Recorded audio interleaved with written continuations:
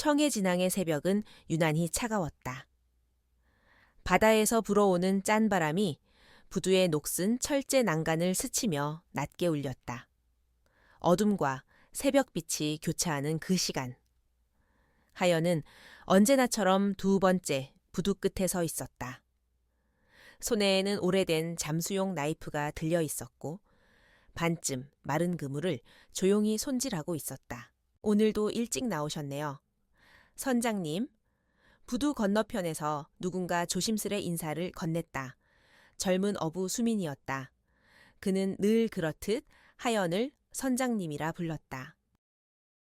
바다는 게으름을 싫어하지. 짧고 단단한 대답이었다. 하연의 목소리는 낮고 차분했지만 그 안에는 바람처럼 단단한 힘이 있었다. 수민은 고개를 끄덕이며 그물을 옮겼다. 그의 눈에는 존경과 약간의 두려움이 섞여 있었다. 청해진항 사람이라면 누구나 알았다. 하연은 평범한 어부가 아니었다. 10년 전, 그녀는 해양경찰 특수구조대의 전설이었다. 태풍 속에서도 구조선을 몰아 12명을 구한 여자. 사람들은 그녀를 바람의 하연이라 불렀다. 그러나 어느 날 갑자기 그녀는 사라졌다. 누구도 이유를 몰랐다. 그리고 5해 전, 그녀는 아무 일도 없었다는 듯 이 항구에 나타났다. 낡은 목선 하나를 고쳐 청해진 7호라.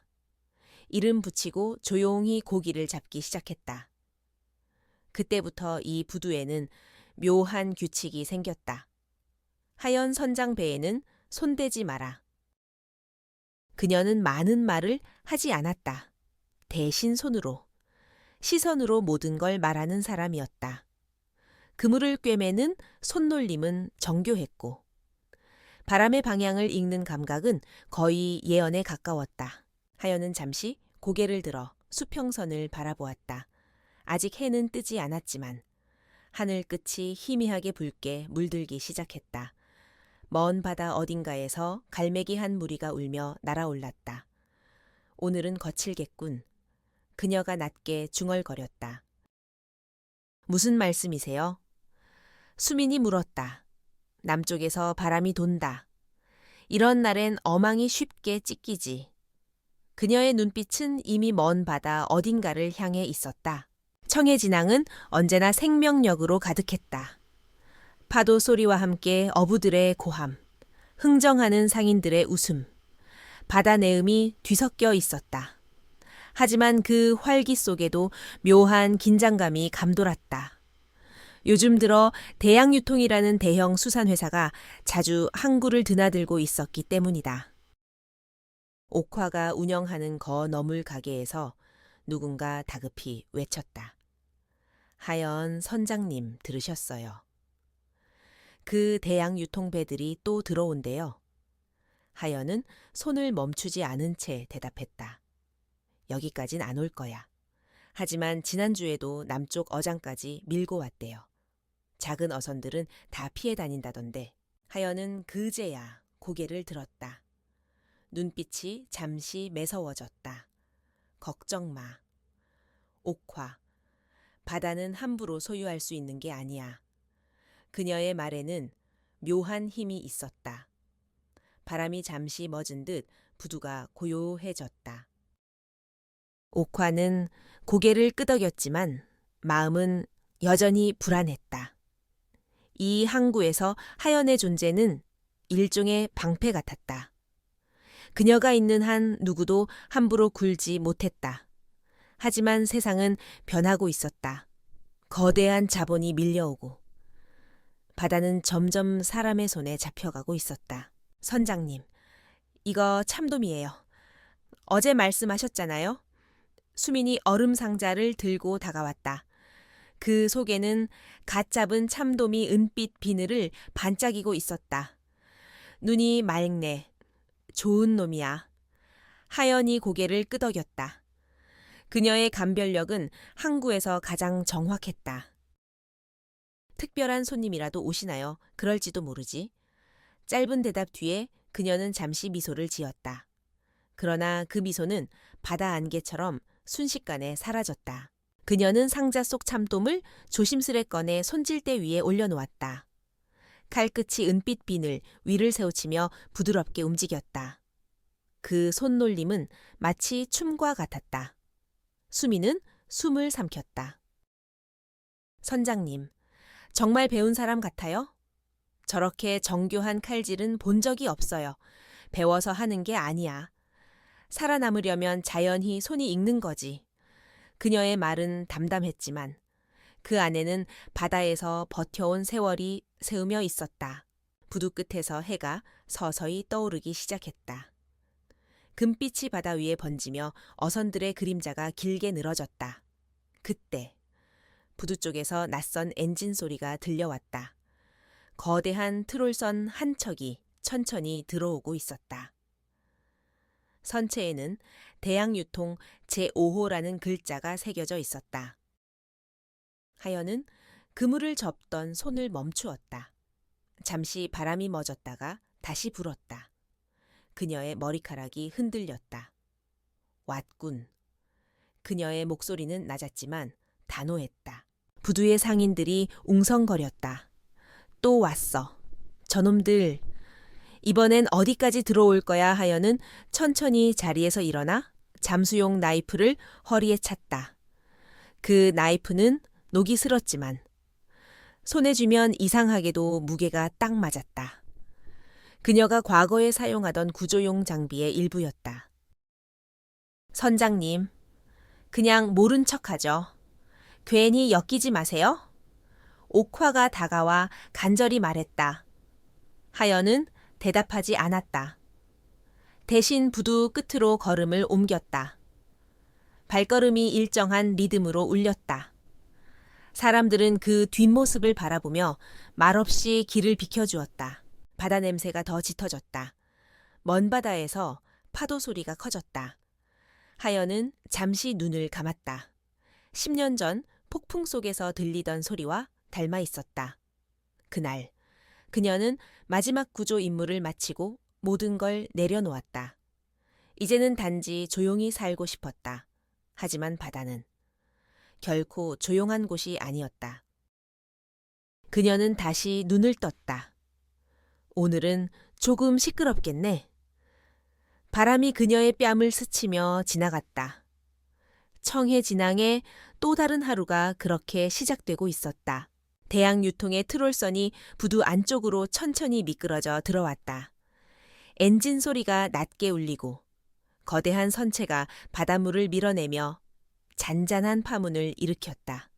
청해진항의 공기가 미묘하게 변했다.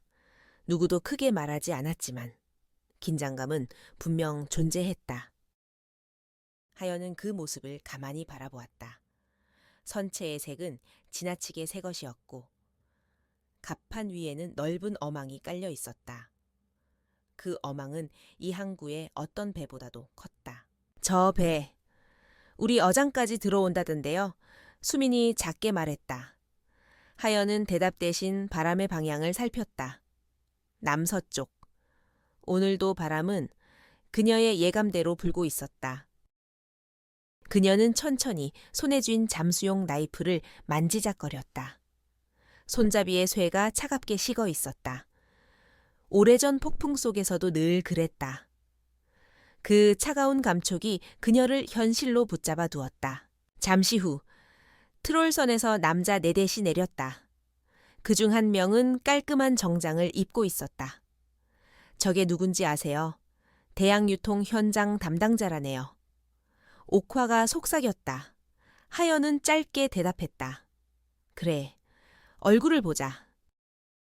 정장을 입은 남자가 하연의 배 쪽으로 걸어왔다. 뒤에는 체격 좋은 젊은이 셋이 따르고 있었다. 그의 눈에는 오만한 빛이 서려 있었다. 좋은 아침입니다. 어머님, 그는 미소를 지으며 인사를 건넸다. 하연은 대답하지 않았다. 그저 그물을 접던 손을 멈추지 않았다. 저희는 대양유통에서 나온 지역 관리팀입니다. 항구의 질서를 조금 더 현대적으로 바꿔보려는 프로젝트죠. 그의 말투는 부드러웠지만 그 속에 숨은 강압은 분명했다. 질서라. 하연이 천천히 고개를 들었다. 이 바다는 원래 질서로 움직여 사람이 바꾸려 드는 순간 문제가 생기지. 남자의 미소가 살짝 흔들렸다. 어머님, 저희는 모두에게 이득이 되는 일을 하려는 겁니다. 다만 협조를 안 하시면 그는 일부러 말을 남겼다. 뒤에 있던 젊은 부하가 거칠게 어망을 발로 찼다. 얼음 위에 있던 작은 갈치 한 마리가 바닥에 떨어졌다. 하연의 손이 멈췄다. 그녀는 천천히 일어섰다. 발 조심해. 이건 바다의 선물이야. 짧은 말이었지만 그 음성에는 서늘한 무게가 있었다. 남자는 웃음을 지었다. 저희는 협박할 생각은 없습니다. 하지만 모두가 관리비를 내니까. 어머님도. 관리비 하연이 한 걸음 다가섰다. 그녀의 그림자가 그의 발끝을 덮었다. 이 항구에 돈을 내야 할 사람은 바다가 아니야. 탐욕이지. 그 순간 부두의 공기가 변했다. 멀리서 바람이 몰려오며 배의 깃발을 세차게 흔들었다. 남자들이 본능적으로 뒤로 물러섰다. 하연은 나이프를 뽑지는 않았다. 다만 손끝에서 금속이 살짝 반짝였다. 돌아가. 여기선 바다가 주인이야. 그녀의 목소리는 바람보다 낮았지만 모든 이가 들을 수 있을 만큼 단단했다. 잠시 침묵이 흘렀다. 남자는 입술을 굳게 다물었다. 좋아요. 오늘은 그냥 인사차 왔습니다. 그가 억지로 미소를 지었다. 하지만 언젠가는 우리 방식이 필요하실 겁니다. 그들이 떠나자. 부두에는 긴장이 풀린 숨소리가 퍼졌다. 선장님, 괜찮으세요? 수민이 다가와 물었다. 괜찮아. 다만 오늘은 고기보다 바람이 더 거칠겠네. 하연이 작게 웃었다. 그러나 그 미소는 오래 머물지 않았다. 그날 오후 하늘이 금세 흐려졌다. 바람은 점점 세차게 불었다. 옥화는 가게 문을 닫으며 한숨을 쉬었다. 요즘 세상이 왜 이래요? 사람보다 돈이 더 큰가 봐요. 하연은 배 옆에서 밧줄을 정리하며 말했다. 돈은 바다처럼 흐르지만 마음은 닷처럼 있어야지. 그래야 배가 뒤집히지 않아.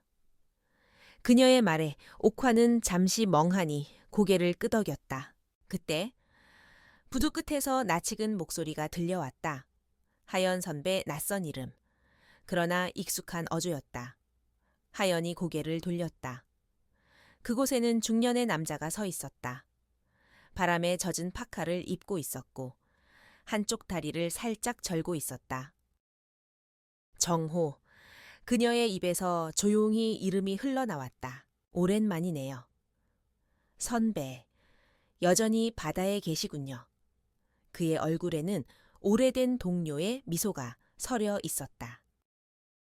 이곳까지 무슨 일이야? 대양 유통 말이에요. 본청에서도 얘기 나왔어요. 그 회사. 해양보호구역까지 침범한 적 있다네요. 혹시 피해 보신 건 아닌가 해서 왔어요. 하연은 짧게 숨을 내쉬었다. 괜찮아. 난 이제 관할 밖이야. 하지만 정호. 그녀가 그의 말을 끊었다. 나는 이제 구조대원이 아니야. 그냥 바다를 지키는 사람일 뿐이야. 정호는 더 이상 아무 말도 하지 않았다. 그 대신 주머니에서 작은 상자를 꺼내 그녀에게 내밀었다. 이거 기억하세요. 상자 안에는 오래된 배지 하나가 있었다. 해양 특수구조대 제3팀. 그 빛바랜 금속이 빛을 반사했다.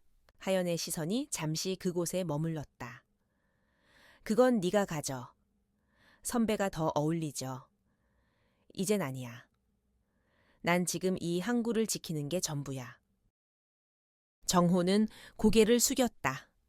그래도 선배 같은 분이 여기 있다는 게 다행이에요. 이곳 사람들. 선배 덕분에 안심하고 사는 거니까. 그의 말에 하연은 아무 대답도 하지 않았다. 대신 바다를 바라보았다. 구름이 짙게 내려앉고 있었다. 해질 무렵 비가 내리기 시작했다. 부두는 다시 고요해졌다. 상인들은 서둘러 짐을 치우고 어선들의 불빛이 하나둘 켜졌다. 하연은 잠시 손을 멈추고 바람을 느꼈다. 선장님, 수민이 다가와 말했다. 오늘은 나가지 말아요. 파도 높아요. 그래야겠지. 그녀는 미소를 지었다. 근데요, 선장님은 왜 혼자 이 항구에 남으신 거예요? 수민의 물음은 순수했지만 그 안에 호기심이 있었다. 하연은 한참을 말없이 있다가 조용히 대답했다. 누군가는 남아야 하거든. 바다는 늘 돌아오길 기다리니까. 그녀는 고개를 들어 하늘을 바라봤다. 회색 구름 사이로 한 줄기 붉은 빛이 스며들고 있었다. 그것은 마치 오래전 폭풍 속에서 본 희미한 신호 같았다. 선장님, 내일도 새벽에 나가시죠? 그래. 바람이 멎으면 말이지. 하연은 잠수용 나이프를 허리에 다시 꽂았다. 금속이 부딪히며 짧은 소리를 냈다. 그녀는 그 소리가 이상하게 위로가 되는 듯 느꼈다. 바다는 여전히 출렁였고 부두 끝의 파도는 낮은 멜로디처럼 울리고 있었다. 청해 진항의 밤은 그렇게 조용히 찾아왔다. 그러나 그 고요함 아래에는 무언가가 천천히 다가오고 있었다. 밤새 비가 내렸다. 청해 진항의 새벽은 다시 젖어 있었다. 부두의 나무 판자 위로 물방울이 반짝였고 바다에서는 파도 대신 잔잔한 숨소리가 들려왔다. 하연은 우비를 벗어 배 위에 걸어두었다. 물기 묻은 머리카락이 어깨에 닿았다. 그녀는 잠시 바다를 바라보았다. 잔잔하지만 어딘가 불안한 수면이었다. 오늘은 고요하네요. 수민이 다가왔다. 손에내는 뜨거운 커피 2잔이 들려 있었다. 고요할 땐 더 조심해야 해. 바다는 언제든 성질을 바꾸거든. 하연은 커피를 받아들며 말했다. 커피 향이 바다 냄새와 섞였다. 그 향이 이상하게 나치겄다. 문득 10년 전의 기억이 파도처럼 밀려왔다. 그날도 이런 새벽이었다. 남해안 폭풍 경보가 발령된 날. 하연은 특수구조대의 팀장이었다. 어선 한 척이 좌초되었다는 신고가 들어왔고 그녀는 팀을 이끌고 바다로 나갔다. 파도는 하늘까지 솟구쳤고 바람은 배를 뒤집을 듯 몰아쳤다. 그녀는 모든 걸 지휘했다. 줄을 묶고 구조선을 몰고 하나둘 사람들을 구했다. 그러나 마지막 순간 어린 소년 한 명이 파도 속으로 사라졌다. 그녀는 끝까지 손을 뻗었지만 닿지 않았다. 소년의 얼굴이, 그때의 비명이 여전히 꿈속에서 들려왔다. 그날 이후 하연은 아무 말도 하지 않았다. 그녀는 스스로 구조대를 떠났다. 바람의 하연이라는 이름도, 명예도 모두 내려놓았다. 선장님 수민의 목소리가 그녀를 현재로 끌어올렸다. 괜찮으세요? 얼굴이 좀 창백해 보여요. 하연은 억지로 미소를 지었다. 괜찮아. 옛날 생각이 잠깐 나서 그래. 혹시 그 대양유통 사람들이 또 올까요? 올 거야. 그들은 물러나는 법을 모르지. 그녀는 낮게 중얼거렸다. 옥화가 부두 끝에서 손을 흔들었다. 선장님, 경찰이 항구에 왔어요. 하연의 눈빛이 변했다. 무슨 일이지? 부두 앞에는 경찰차 한 대가 서 있었다. 비에 젖은 유리창 너머로 2명의 경찰관이 내리고 있었다. 그들은 하연을 보자 공손히 인사했다. 강하연 씨 맞으시죠? 어제 대양유통 관련해서 몇 가지 확인하려고 왔습니다. 하연은 고개를 끄덕였다. 그들이 또 문제를 일으켰나요? 그렇습니다. 다른 항구에서도 비슷한 신고가 여러 건 들어왔습니다. 어민 협박, 어장 침범, 불법 조업까지. 경찰은 서류를 꺼내 보여주었다. 이곳에서도 충돌이 있었다는 제보가 들어왔습니다. 혹시 목격하신 게 있습니까? 하연은 잠시 침묵했다. 그녀는 자신이 나이프로 그들을 제지한 장면을 떠올렸다. 그건 단순한 방어였지만 굳이 설명할 필요는 없었다. 아니요, 큰 일은 없었어요.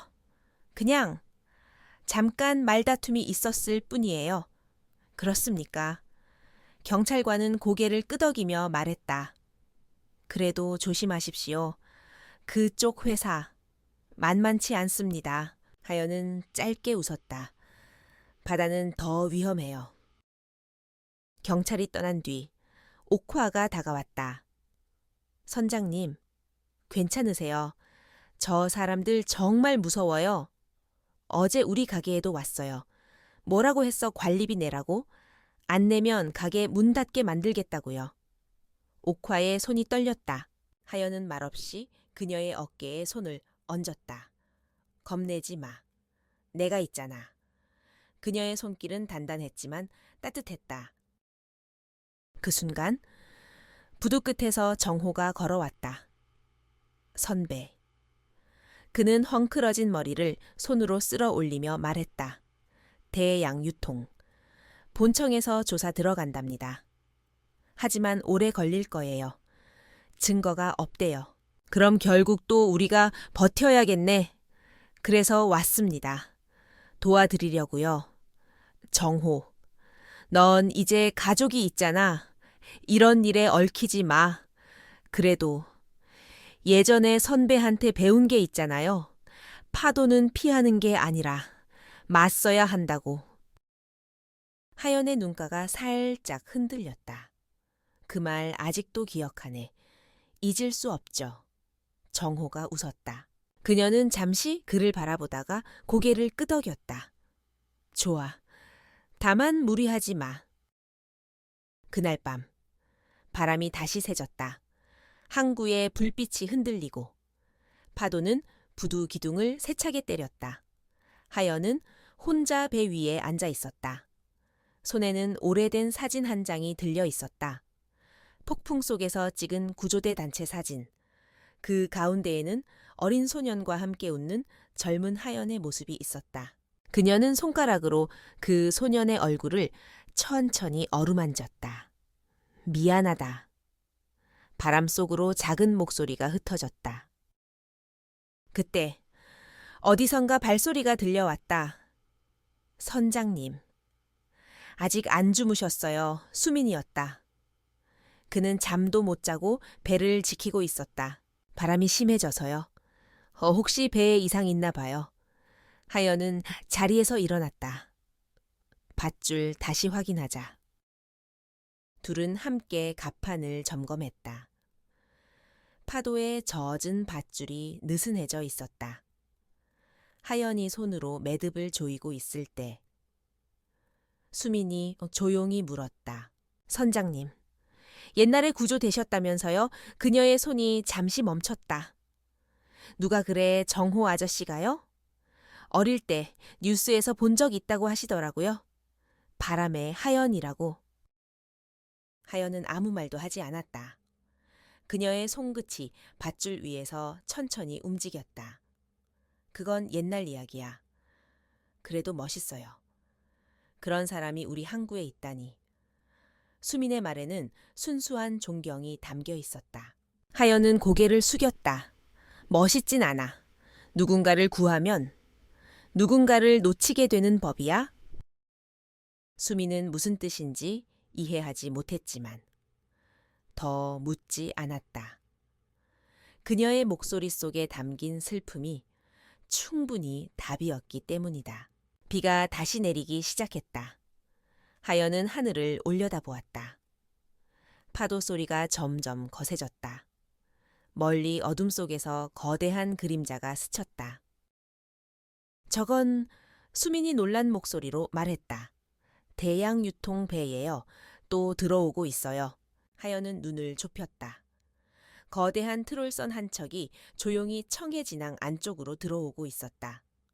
불빛도, 경고도 없이 이 시간에 뭐 하는 거지? 그녀는 낮게 중얼거렸다. 그녀의 손이 다시 나이프로 향했다. 차가운 금속이 손끝에서 반짝였다. 수민, 옥화에게 알려 그리고 사람들 모이지 말라 해. 이건 내가 처리할게. 그녀의 목소리는 단호했지만 그 속에는 이상한 평온이 있었다.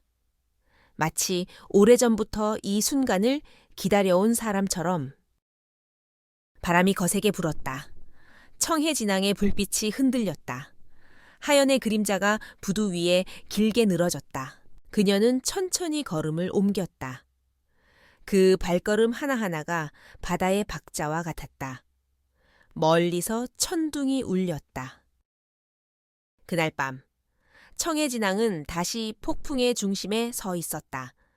그리고 그 폭풍의 한가운데 하연이 있었다. 비는 점점 굵어지고 있었다. 청해진항의 불빛이 번개와 함께 깜빡거렸다. 트롤선의 검은 그림자가 항구 안쪽으로 더 깊이 들어왔다. 물결이 부두를 때리며 하얀 거품을 일으켰다. 하연은 잠수용 나이프를 허리에 찬 채 부두 끝에 서 있었다. 그녀의 옷은 이미 젖어 있었고 머리카락은 얼굴에 붙어 있었다. 하지만 눈빛만은 흔들림이 없었다. 저쪽이에요. 선장님 수민의 목소리가 빗속에서 울렸다. 사람들 다 피신시켰어요. 하연은 고개를 끄덕였다. 잘했어. 이제 집으로 가. 하지만 가. 여긴 내 일이지. 그녀의 목소리에는 어떤 절대적인 힘이 있었다. 수민은 더 말하지 못했다. 그녀는 천천히 걸음을 옮겼다. 부두 끝, 트롤선에서 남자 셋이 내려오고 있었다. 그 선두에는 어제 봤던 정장 차림의 남자. 장석진이었다. 그는 우산도 없이 빗속을 걸어왔다. 어머님, 밤에 여기까지 나오셨네요. 우린 그저 얘기 좀 하러 왔습니다. 하연은 대답하지 않았다. 그녀의 시선은 그가 밟는 발자국을 따라갔다. 고여있던 빗물이 발밑에서 튀며 흙탕물로 변했다. 우린 오해를 풀고 싶습니다. 이 항구의 발전을 위해선 함께 가야 하잖아요. 그의 말끝에 비웃음이 섞였다. 하연은 잠시 그를 바라보다가 조용히 말했다. 발전이라. 그 말은 늘 누군가의 희생 위에서 들리더군. 석진은 웃었다. 희생이라니요. 모두가 이득을 보는 일인데요. 그런데 선장님만 계속 방해를 하시네요. 그가 가까이 다가왔다. 비가 두 사람 사이를 갈랐다. 하연의 그림자가 그의 가슴 위까지 드리워졌다. 경고하러 온 건가 경고가 아니라? 제안이죠. 한 달에 100만 원이면 됩니다. 그 대신 저희가 이 부두를 보호하죠. 그녀의 눈빛이 미세하게 흔들렸다. 그리고 나이프 손잡이를 천천히 쥐었다. 보호. 그녀는 낮게 웃었다. 바다는 스스로를 지켜. 너희 같은 사람은 필요 없어.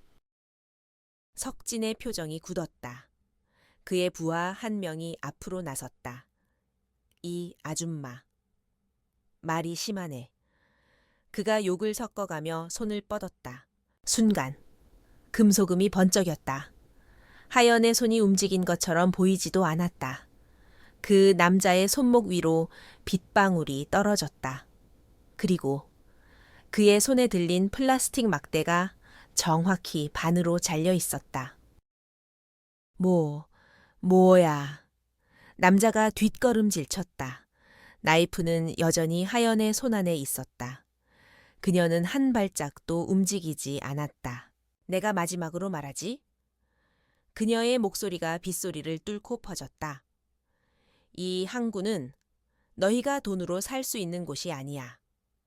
한 발짝이라도 더 들어오면 바다 스스로 널 삼킬 거야.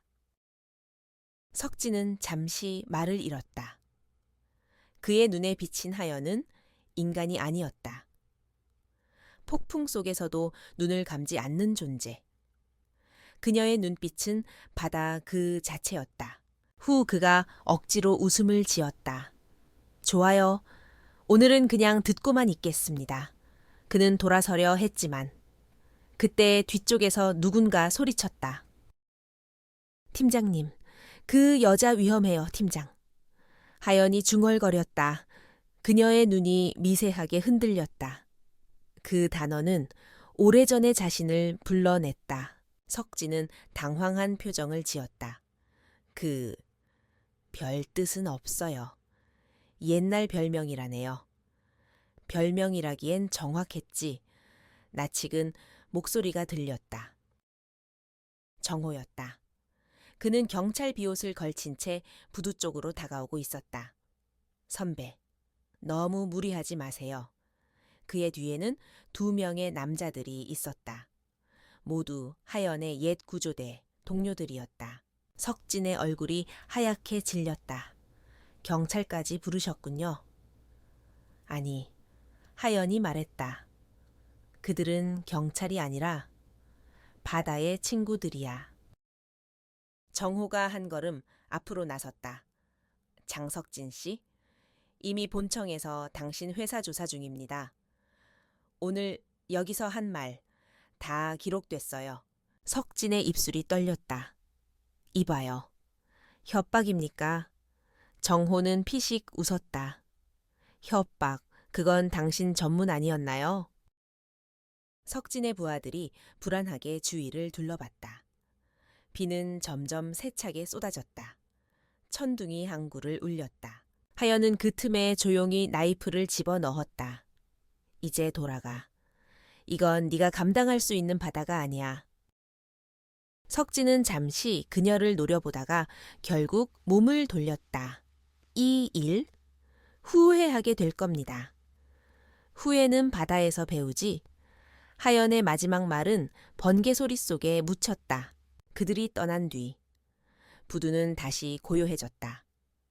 빗물이 항구 바닥을 따라 흘러내렸고 파도 소리는 서서히 잦아들었다. 정호가 다가와 물었다. 괜찮아요. 선배 괜찮아. 다만 바람이 아직 덜 가라앉았어? 그녀는 바다 쪽을 바라보았다. 트롤선은 이미 멀리 사라지고 있었지만 그 불빛이 희미하게 남아 있었다. 그들은 다시 올 겁니다. 정호가 말했다. 그럼 또 맞서면 되지. 선배는 여전히 같아요. 사람은 쉽게 안 변해. 그녀가 웃었다. 정호는 잠시 그녀를 바라보다가 말했다. 선배, 사실 오늘 오기 전에 김 소장님이 연락하셨어요. 하연의 손이 멈췄다. 김 소장, 네. 본청에 아직 계세요. 선배 걱정 많이 하십니다. 그녀는 대답하지 않았다. 단지 빗속에서 바다를 바라보았다. 파도 위에 번개가 비쳤다. 그 사람은 여전히 같은 말을 하더군요. 키는 남을 이기기 위해서가 아니라 방향을 찾기 위해 있다. 하연은 천천히 눈을 감았다. 그 말은 오래전 김 소장이 그녀에게 해줬던 말이었다. 그때는 이해하지 못했지만 이제는 알았다. 그 말이 그녀의 삶이 되었다는 것을. 새벽이 밝아올 무렵 비가 그쳤다. 부두에는 물 한 개가 피어올랐다. 수민이 조심스레 다가왔다. 선장님, 밤새 고생하셨어요. 괜찮으세요? 응. 그녀는 고개를 끄덕였다. 괜찮아. 이제 잠시 고요하겠지. 수민은 멋쩍게 웃었다. 그래도 선장님 덕분에 우리 항구는 평화로워요. 하연은 미소를 지었다. 평화는 바람 뒤에 오는 거야. 오늘은. 잠시 그렇게 믿자. 그녀는 배 위로 올라가 그물을 들었다. 비에 젖은 그물에서 물이 떨어졌다. 햇살이 비추자 물방울들이 반짝였다. 멀리서 갈매기 소리가 울렸다. 청해진앙의 아침이 다시 시작되고 있었다.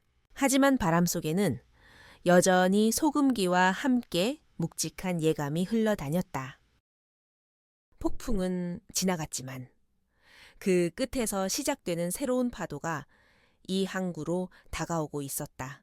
바람은 밤새 방향을 바꿨다. 새벽이 되자 청해진앙 위에는 맑은 햇살이 번졌다. 어제의 폭풍이 마치 꿈이었던 것처럼.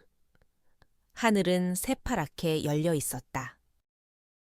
하연은 부두에 앉아 새로 말린 밧줄을 손질하고 있었다. 손끝에는 아직 비의 냄새가 남아 있었고 머리카락 끝은 짠바람에 말라 있었다. 멀리서 수민이 달려왔다. 선장님 어제 정말 대단했어요. 그 사람들 다시는 안 올 거래요. 하연은 미소를 지었다. 바람은 잠시 멈출 뿐이야. 언제든 또 불 수 있지. 그래도요. 이번엔 확실히 선장님이 이기셨어요. 수민의 눈이 반짝였다. 하연은 대답 대신 바다를 바라보았다. 수평선 위로 햇살이 번지고 있었다. 그 빛은 어제의 어둠을 완전히 덮어버릴 만큼 강렬했다. 이긴 게 아니야. 그저 바람이 내 편이었을 뿐이지. 그녀의 목소리는 잔잔했지만 마음 한켠엔 피로가 묻어 있었다. 그때 옥화가 가게 앞에서 손을 흔들었다. 하연 선장님, 누가 찾아왔어요. 누군데 잘 모르겠어요. 서울에서 왔다는데요. 하연의 눈썹이 미세하게 움직였다. 서울이라니. 이 항구까지 찾아올 사람이 있을까? 그녀는 손을 털고 일어섰다. 부두 입구에는 낯선 남자가 서 있었다. 회색 정장을 입었지만 그의 자세에는 군인 특유의 고든 기운이 있었다. 그는 하연을 보자 미소를 지었다. 오랜만이군. 하연. 그 목소리를 듣는 순간 하연의 눈빛이 흔들렸다. 김 소장님. 그는 여전히 차분했다. 머리에는 희끗한 새치가 섞여 있었지만 눈빛만큼은 예전 그대로였다. 잘 지냈나 이제는. 그저 평범하게요. 평범이라. 그는 작게 웃었다. 자네가 그렇게 말하니 어딘가 낯설군. 하연은 말없이 그를 바라봤다. 오랜 세월을 지나 다시 마주한 두 사람 사이에는 묵직한 바람처럼 설명할 수 없는 감정이 흘렀다. 옥화가 눈치껏 가게 문을 닫았다. 수미는 멀찍이서 그들을 바라보다가 조용히 물러났다. 김 소장이 부두 난간 쪽으로 걸어갔다. 바다는 여전하군. 네, 여전하죠. 다만 사람만 바뀌었을 뿐이에요. 자네는 아직도 여길 지키고 있나. 누군가는 지켜야 하니까요. 그 말 예전에도 했었지. 그는 잠시 하늘을 올려다봤다.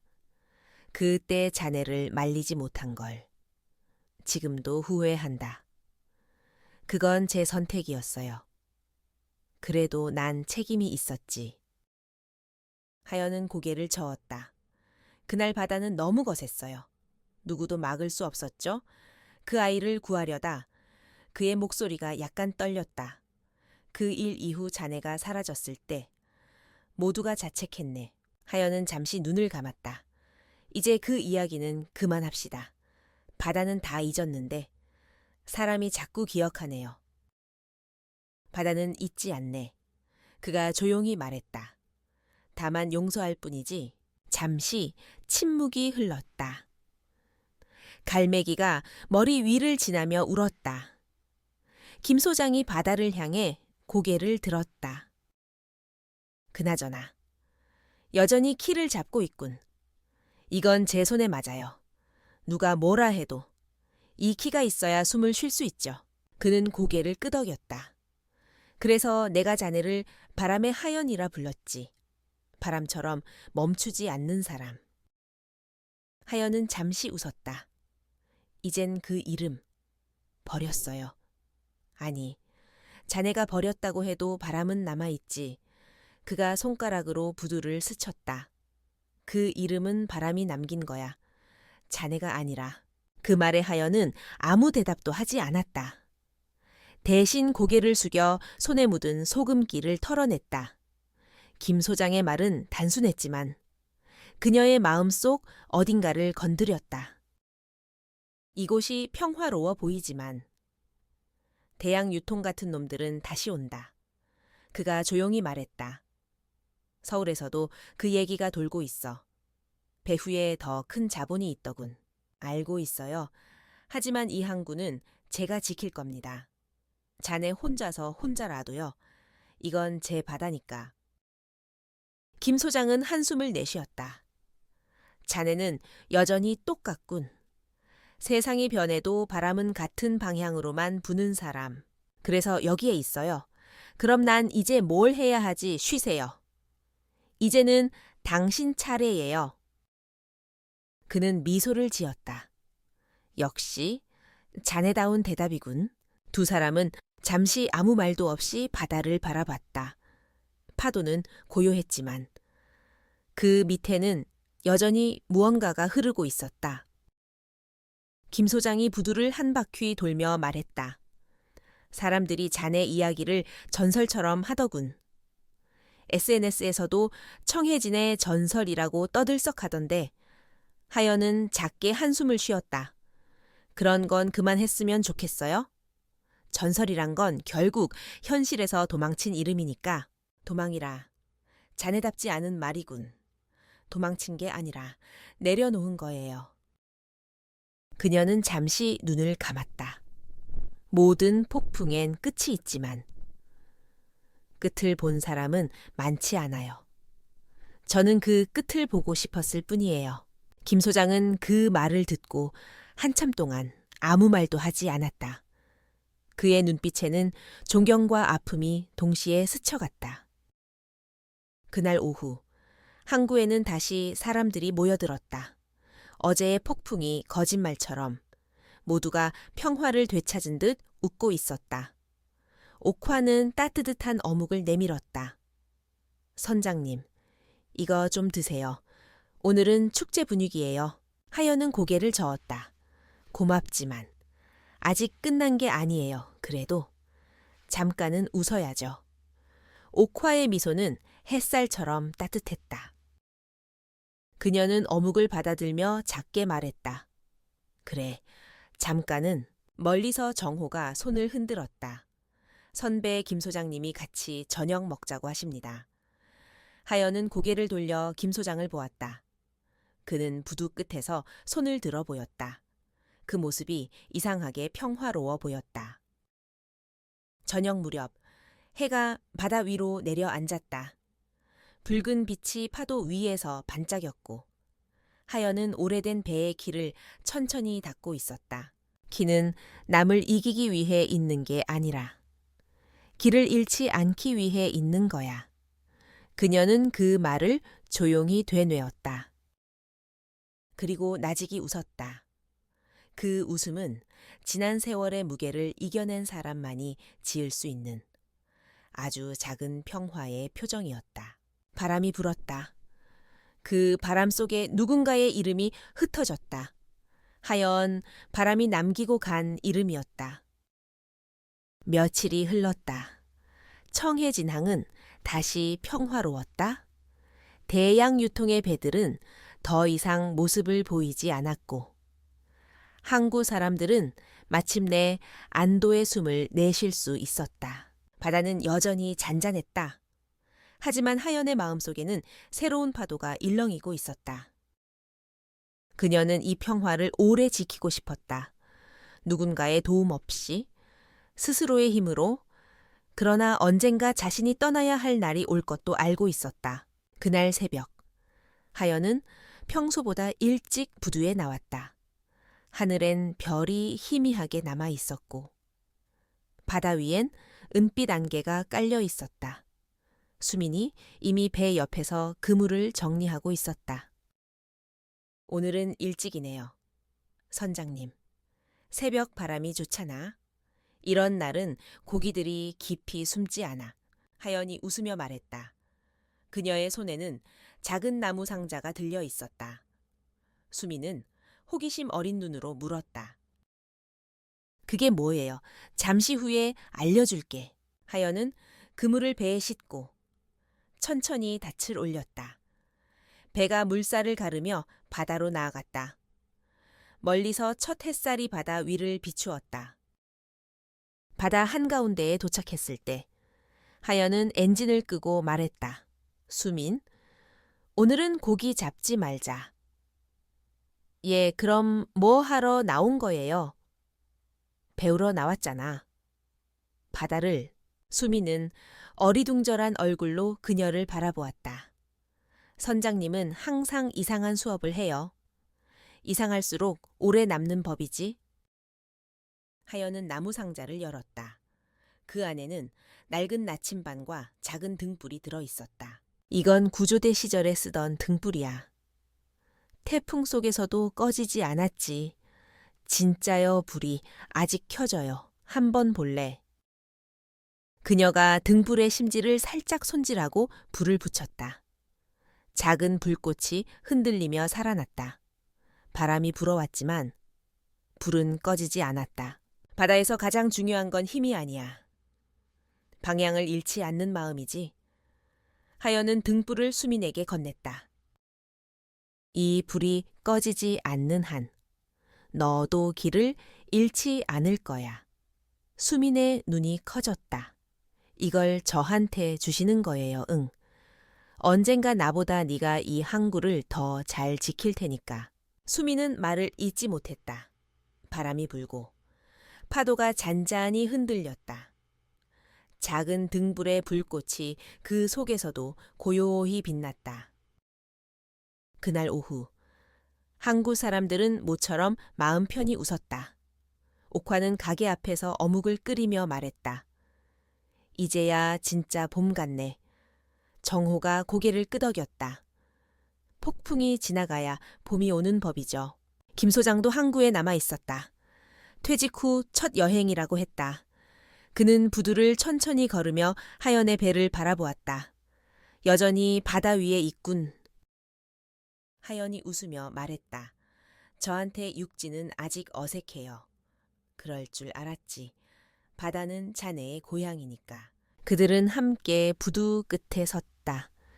바람이 불고 갈매기 울음이 머리 위를 스쳤다. 자네 덕분에 이 항구가 평화로워졌네. 아니에요. 전 그저 한 사람의 몫을 했을 뿐이에요. 그게 바로 지도자의 역할이지. 그가 조용히 웃었다. 잠시 후 수민이 달려왔다. 선장님, 방금 바다 위에 새 부표를 설치했어요. 그래, 잘했네. 바람 방향은 확인했어. 네, 북서풍으로 조금 틀렸어요. 좋아. 그걸 알아야 배를 지킬 수 있지. 김 소장이 수민을 바라보며 말했다. 이 친구가 후배인가 그렇죠. 이제 제 배를 물려줄 생각이에요. 그럴 나이가 됐군. 그의 눈빛에는 뿌듯함이 묻어났다. 하연은 수민에게 말했다. 기억해. 배를 모는 건 기술이지만 사람을 지키는 건 마음이야. 네, 선장님. 수민이 힘차게 대답했다. 그녀는 속으로 조용히 미소 지었다. 바람이 불었다. 그 바람은 차가웠지만 이상하게 따뜻했다. 그날 저녁, 항구에는 잔잔한 음악이 흘러나왔다. 누군가 휴대용 스피커를 가져와 선착장 옆에서 연주를 틀었다. 사람들은 모닥불을 피우고 오랜만에 평화를 즐겼다. 하연은 조금 떨어진 곳에서 그 모습을 바라보고 있었다. 김 소장이 다가와 옆자리에 앉았다. 언제 이렇게 사람들 사이에 어울리게 됐나 저도 몰라요. 아마 바다가 마음을 풀어줬겠죠. 그녀의 목소리는 부드러웠다. 선배답게 잘 해냈네. 이젠 그냥 하연이에요. 그래, 하연? 그는 잠시 침묵하다가 물었다. 그 아이, 그날 바다에서 잃은 아이 말이야. 아직도 꿈에 나오나. 하연은 고개를 끄덕였다. 가끔은요. 하지만 이제 두렵지 않아요. 그 아이가 바람이 되어 나를 지켜주는 것 같아요. 김 소장은 그녀를 바라보며 천천히 고개를 끄덕였다. 그래, 그게 삶이지? 바람은 사라지지 않아. 그저 다른 이름으로 남는 거야. 밤이 깊어갔다. 별빛이 바다 위에 흩어지고 항구의 불빛이 잔잔히 반짝였다. 하연은 천천히 자리에서 일어났다. 선장님, 어디 가세요? 수민이 달려왔다. 등대까지. 불이 약해졌거든. 제가 같이 갈게요. 둘은 함께 등대 쪽으로 걸었다. 바닷바람이 얼굴을 스쳤고 파도는 낮게 울렸다. 등대는 언덕 위에서 오래된 불빛을 내뿜고 있었다. 하연이 계단을 올라가며 말했다. 이 빛이 꺼지면 바다도 길을 잃어. 불이 그렇게 중요한가요? 등대의 불은 사람들의 마음이야. 누군가 지켜보는 눈이 있다는 건 그 자체로 희망이지. 그녀는 등대 문을 열고 안으로 들어갔다. 작은 렌즈와 등 유통이 보였다. 하연은 손수건으로 렌즈를 닦았다. 그 동작은 마치 기도처럼 조심스러웠다. 수민이 묵묵히 옆에서 등을 지켜봤다. 언젠가 이 등대도 너한테 맡길 날이 오겠지. 저한테요, 응. 누군가에게 불을 이어주는 게 내 마지막 일이니까. 하연은 미소 지었다. 그녀의 눈가에는 세월의 주름이 깊게 새겨져 있었지만 그 안의 빛은 여전히 맑았다. 등대 불빛이 다시 밝게 켜졌다. 그 빛이 바다 위를 비추며 멀리까지 퍼졌다. 하연은 유리창 너머로 바다를 바라봤다. 이제 됐어요. 불은 다시 살아났어요. 수민이 기쁜 목소리로 말했다. 그래, 이 빛이 있는 한 청의 진앙은 길을 잃지 않을 거야. 바람이 불었다. 그 바람 속에서 그녀의 머리카락이 흔들렸다. 어디선가 갈매기 한 마리가 울었다. 하연은 등대 난간에 손을 얹고 멀리 수평선을 바라보았다. 그곳에는 여전히 끝없이 이어진 바다가 있었다. 그녀는 나직이 중얼거렸다. 파도는 사라지지 않아. 다만 누군가의 마음속으로 옮겨갈 뿐이지. 새벽 안개가 바다 위를 천천히 덮었다. 등대의 불빛은 그 안에서도 꺼지지 않았다. 그 불빛은 잔잔한 파도에 반사되어 마치 수천 개의 별이 바다에 내려 앉은 듯했다. 하연은 등대 난간에 기대어 바다를 바라보고 있었다. 어제의 바람이 남긴 흔적이 아직도 공기 속에 있었다. 그러나 마음은 이상하리만큼 고요했다. 뒤에서 발소리가 들렸다. 선장님, 아직 안 주무셨어요. 수민이었다. 그의 손에는 따뜻한 커피 2잔이 들려 있었다. 고마워. 하연이 커피를 받아들며 말했다. 등불이 잘 돌아가는지 확인하느라 깨어 있었어. 불빛이 정말 멋져요. 멀리서도 보일까요, 그럼? 이 빛은 폭풍 속에서도 길을 잃은 배에게 희망이야. 수미는 난간에 기대어 함께 바다를 바라보았다. 선장님, 저도 언젠가 이런 빛이 되고 싶어요.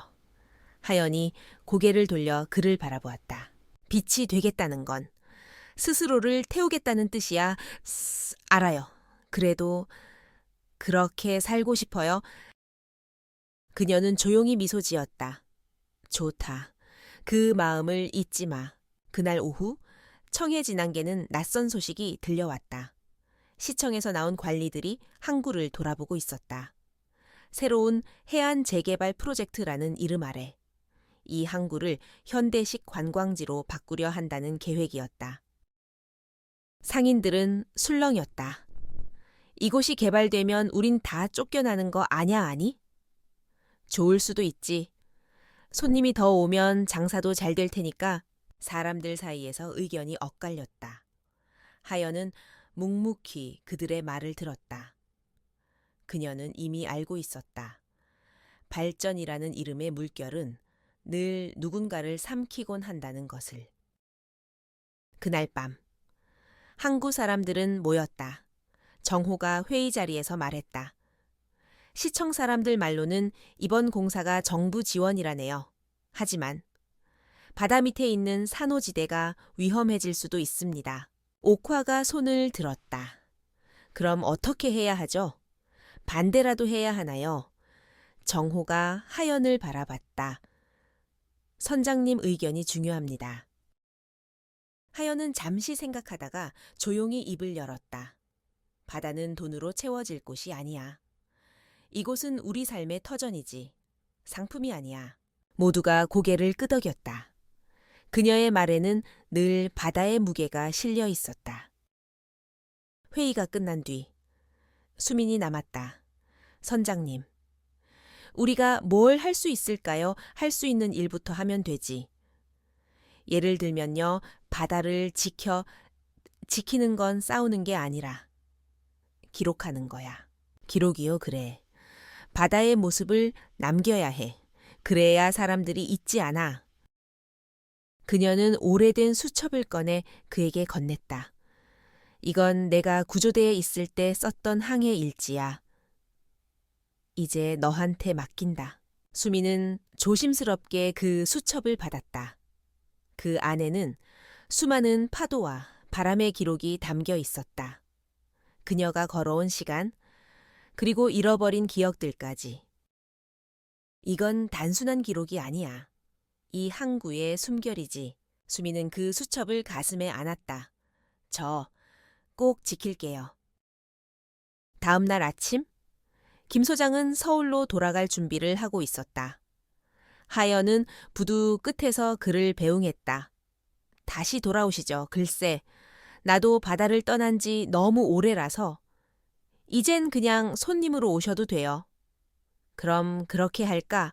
그는 미소를 지으며 말했다. 하연, 그 아이를 잘 지켜. 세상은 변하지만 사람의 마음은 여전히 등대 불빛을 찾아가. 네, 소장님. 그녀는 고개를 숙였다. 그리고 그는 잠시 멈췄다. 가끔은 자신을 위해서도 항로를 바꿔. 너무 오래 같은 파도 속에 있으면 마음이 달아. 하연은 그 말을 마음속 깊이 새겼다. 기억하겠습니다. 김 소장은 손을 흔들며 떠났다. 그의 뒷모습은 서서히 아침 햇살 속으로 사라졌다. 며칠 후 수미는 새 노트를 들고 항구를 돌았다. 어민들과 대화하고 바다의 생태를 적으며 하연이 남긴 방식을 그대로 따랐다. 하연은 멀리서 그 모습을 지켜봤다. 그녀의 얼굴에 잔잔한 미소가 번졌다. 그래, 그렇게 배우는 거야. 바람이 불어왔다. 그 바람 속에는 김 소장의 목소리가 들리는 듯했다. 키는 남을 이기기 위해 있는 게 아니라 길을 찾기 위해 있는 거야. 하연은 하늘을 올려다보았다. 푸른 하늘 위로 구름이 천천히 흘렀다. 그날 밤 등대 앞에 두 개의 그림자가 섰다. 하연과 수민이었다. 파도 소리가 규칙적으로 들려왔다. 이제 곧 여름이에요. 그래, 또 새로운 계절이 오지. 수민이 등대 불빛을 바라보며 말했다. 선장님, 저도 언젠가 저 불빛을 지킬 수 있을까요? 지킬 수 있어. 하지만 기억해, 불빛은 단순히 밝히는 게 아니라 어둠을 이해하는 거야. 어둠을 이해한다 그래. 바다의 어둠을 모르면 절대 진짜 빛이 될 수 없어. 그녀의 말은 바람처럼 부드럽지만 깊었다. 수미는 고개를 끄덕였다. 그럼 저도 오늘부터 어둠을 배우겠습니다. 하연은 미소 지었다. 좋아.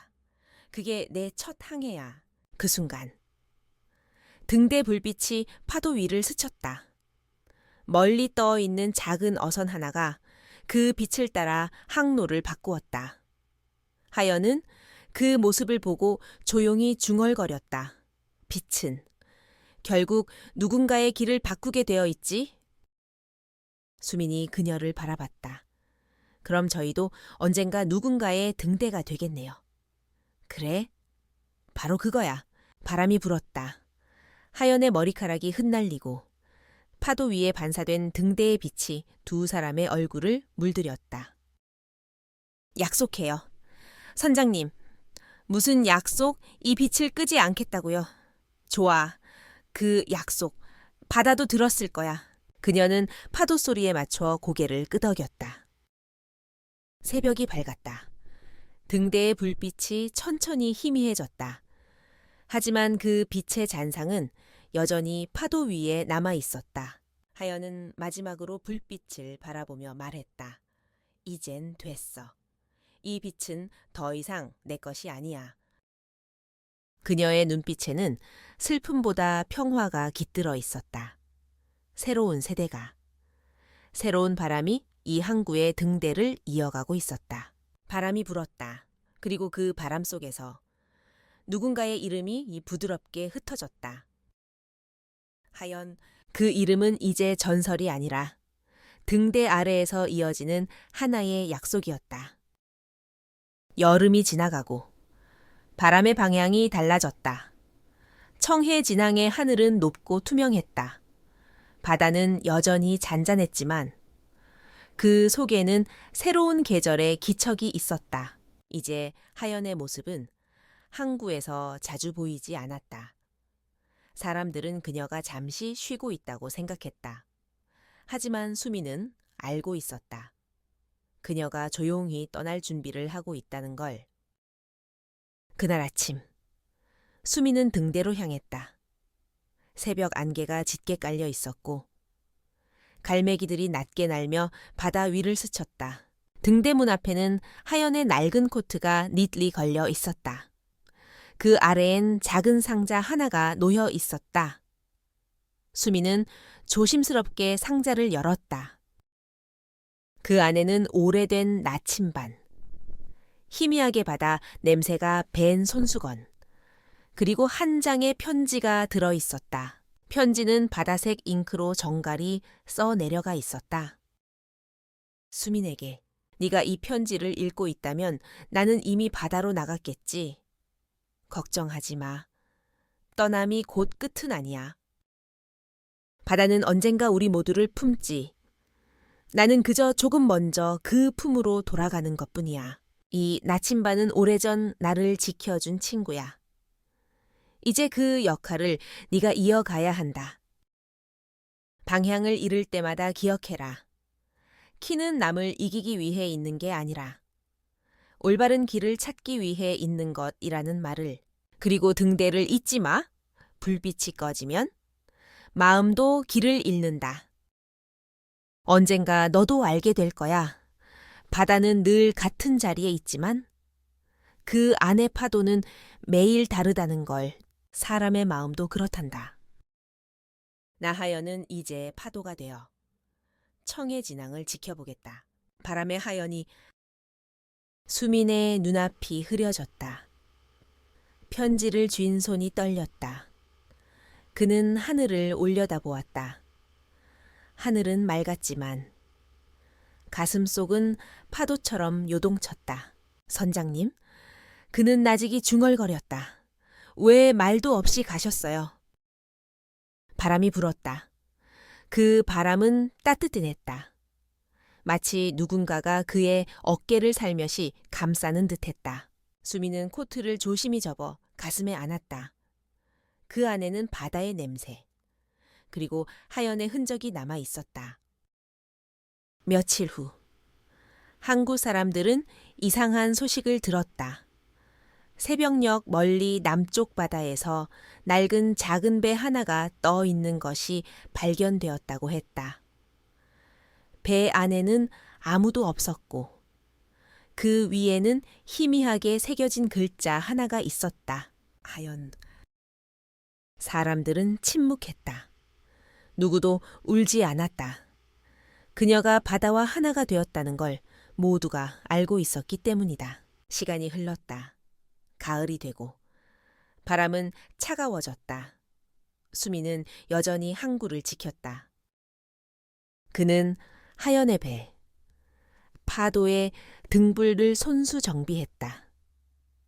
낡은 나무에 새로 페인트를 칠하고 그녀의 이름이 새겨진 키를 매만졌다. 이제 내 차례네요.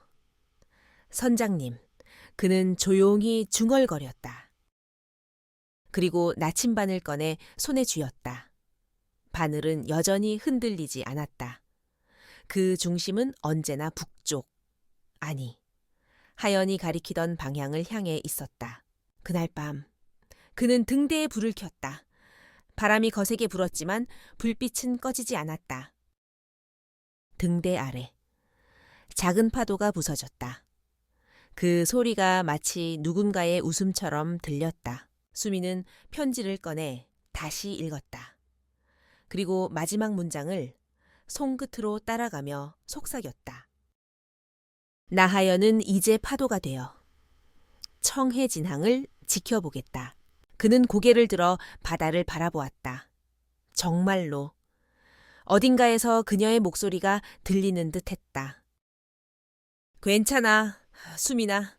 이제 너의 길을 가. 그는 눈을 감았다. 그리고 미소 지었다. 아침이 밝았다. 새로운 해가 바다 위로 떠올랐다. 그 빛이 등대의 창문을 비추고 불빛과 섞여 하나의 빗줄기를 만들었다. 사람들이 부두에 모여 하늘을 바라봤다. 등대 불이 더 밝아졌네? 누가 새로 손을 본 건가? 수미는 아무 대답도 하지 않았다. 그는 다만 등대 난간에 서서 햇살을 받으며 바다를 바라보고 있었다. 그의 손에는 여전히 하연의 나침반이 들려 있었다. 그리고 바람 속에는 그녀의 목소리가 스며 있었다. 파도는 사라지지 않아. 그저 누군가의 마음으로 옮겨갈 뿐이지. 그날 저녁, 항구 끝에는 새로운 현판이 걸렸다. 청해진항, 바람의 등대 그 아래에는 작은 문장이 새겨져 있었다. 불빛은 세대를 넘어 마음으로 이어진다. 사람들은 그 문장을 보며 고개를 끄덕였다. 누군가의 이야기가 끝난 자리에 새로운 이야기가 시작되고 있었다. 밤이 되었다. 별빛이 바다 위로 흩어졌다. 등대의 불빛이 천천히 회전하며 파도를 비췄다. 멀리서 배 한 척이 그 불빛을 따라 항로를 바꾸었다. 그리고 그 빛은 바다 끝까지 끝없이 이어졌다. 수미는 속삭였다. 선장님, 보고 계시죠? 바람이 대답했다. 그래, 여전히 너와 함께 있지. 그는 미소 지었다. 그리고 하늘을 향해 고개를 들었다. 그 순간 등대의 불빛이 하늘과 바다의 경계를 넘어섰다. 마치 바다가 마지막 편지를 보내는 듯했다. 그 편지에는 단 하나의 문장이 새겨져 있었다. 우린 모두 결국 같은 바다로 돌아간다.